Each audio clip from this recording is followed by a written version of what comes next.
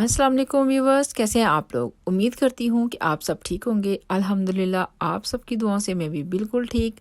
और दिल से दुआ है कि जो परेशान हाल हैं, जो भी किसी भी किस्म की बीमारी में, बेरोज़गारी में जो भी हैं, सब अल्लाह ताला उनको शफ़ाए कामला अता फ़रमाए और सबकी परेशानियाँ दूर करे और सबको खुशियाँ दे और खुशियाँ नसीब करे। और यहाँ पे मैं आज दिल नहीं कर रहा था कुछ भी खाने को, बच्चों को स्कूल छोड़ के आई हूँ, तो आके मैंने जस्ट एग बोल किया है कहवे के साथ, क्योंकि तबीयत कुछ ऐसी है कि दिल नहीं कर रहा कुछ भी खाने को। तो यहाँ पे जब मैं नाश्ता कर रही थी तो ये शायद मुझे हेलो कहने के लिए आई, या तो इस बेचारी को भूख लगी हुई थी। तो यहाँ पे अलाउ नहीं होता कि हम ऐसे ही किसी भी कैट को डाल दें, क्योंकि ये घरों की कैट होती है स्पेशल। तो इसलिए मैंने इसको कुछ नहीं दिया और जस्ट हेलो किया। और उसके बाद मुझे गार्डन का थोड़ा सा काम करना था। 2-3 दिन से ना बहुत अच्छी धूप लग रही है, सर्दी है लेकिन धूप बहुत अच्छी लग रही थी, तो तबीयत की वजह से दिल भी नहीं कर रहा था। तो फिर मैंने सोचा कि चलें कर ही लेती हूँ, ये भी काम है करने वाला, ये भी सफाई होने वाली है, गंद निकलना है, फिर इसको भी उठा के सफाई करनी है। तो सबसे पहले मैंने सोचा कि मैं ना इनको छोटा, इसमें मुझे लगाना था गार्लिक। मैं हमेशा इसमें ना गार्लिक ही लगाती हूँ और छोटा सा मैंने स्पेशल रखा हुआ है, क्योंकि ज़्यादा नहीं लगाती हूँ, क्योंकि मेरी मदर इन लॉ है ना, वो थोड़ा सा ही पसंद करती हैं। इसमें ज़्यादा गार्लिक नीचे से नहीं निकलता, जिस तरह कहते हैं ना बड़े बड़े वो बन जाने सही गार्लिक जिसको कहते हैं, पौधा प्लांट, आई डोंट नो, वो नहीं निकलता, ऊपर निकला था अच्छे तरीके से। और जो पुराने वाला था ना, जो मैंने पहले लगाया था, उसमें से कुछ ग्रो होके बाहर निकला हुआ था, तो मैंने उसको वहीं पे रहने दिया। और यहाँ पे मैंने सबसे पहले सारे पट को साफ़ करने की कोशिश की, और ये देखे नीचे 3-4 टमाटो इतने बड़े बड़े थे कि सबसे बड़े यही निकले हैं, क्योंकि अभी तक स्टिल लगे हुए थे। मैंने बाकी सारे उतार लिए क्योंकि मैंने सफाई करनी थी, और ये इस अंदर से निकले और बहुत प्यारे थे वाकई, बड़ी ज़बरदस्त थे और इतने बड़े बड़े हुए थे। तो यहाँ पे सफाई जो थी, मुझे ये था कि जस्ट मैं प्लांट से निकालूंगी, लेकिन जब सारा करने लगी तो स्टोन बहुत ज़्यादा मट्टी में से निकले हुए थे। मट्टी जो है रेड मट्टी मैंने नॉर्मल वाली इसमें डाली हुई है, गार्डन की जो हमारी ज़मीन की मट्टी होती है, इसलिए इसमें स्टोन बहुत ज़्यादा है। तो पानी डाल डाल के स्टोन सारे ऊपर आए हुए थे। मट्टी जो है नीचे की तरफ चली जाती है तो फिर स्टोन का वेट नहीं होता, वो ऊपर की तरफ निकल आए थे, मट्टी इनके नीचे थी। तो इसलिए मुझे ये भी सारा साफ़ करना पड़ा। दोनों पार्ट को अच्छे से साफ़ किया मैंने। और इनके लीव जो कलर चेंज किया हुआ था ना, ये वैसे लग बहुत प्यारे रहे थे।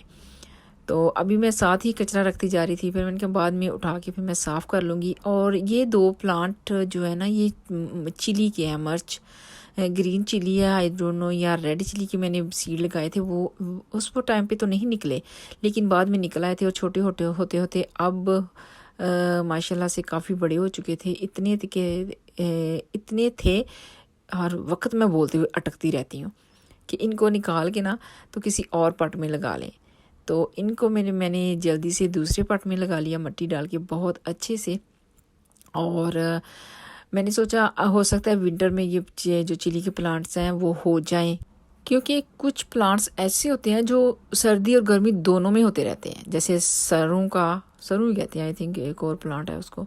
तो यहाँ पे मैं जो सीड लगाने लगी थी वो है, एक है मेथी और एक साग और एक पालक। और यहाँ छोटे पट में मैं लगाऊंगी गार्लिक, जो मैं हर वक्त लगाती हूँ और निकलता भी बहुत अच्छा है। और यहाँ पे मैंने इसको जल्दी से लगाया, और उसके बाद मुझे दूसरा सीड भी लगाना था, लेकिन मुझे ये था कि कहीं बाहर काम करते हुए मुझे बहुत ज़्यादा सर्दी ना लगे। लेकिन अल्लाह का शुक्र कि धूप के साथ साथ हवा इतनी नहीं थी, तो बहुत ही कर लिया। और वैसे भी जब काम करना शुरू करो ना, तो हमें सर्दी का वो दिमाग से ना बात निकल जाती है। वैसे भाई तो सब ने नोटिस में लिया होगा, जब पहले हम बैठे हो तो लग रहा होता है जैसे सर्दी है सर्दी है सर्दी है, और जब हम उठ के काम करना शुरू करते हैं तो कहते हैं नहीं, इतनी तो सर्दी नहीं जितना हम फील कर रहे थे।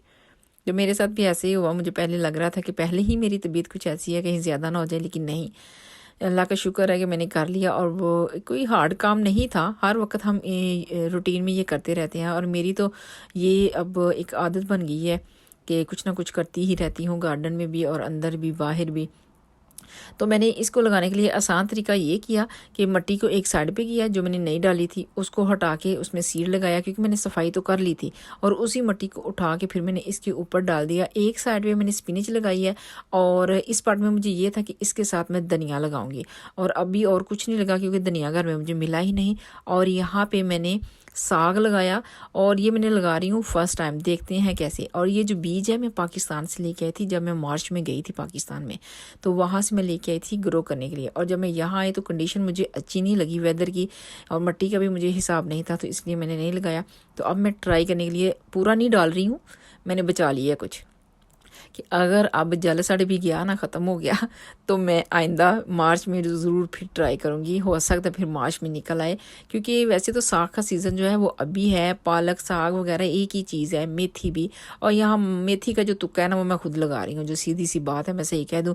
मेथी मैं लगाती हूँ समर में, और मैंने कभी विंटर में नहीं लगाई है। और ये जो है ना मैं ट्राई कर रही हूँ, या तो मेरे दाने बच जाएंगे तो या मुझे फल मिल जाएगा, या फिर ख़त्म हो जाएगा।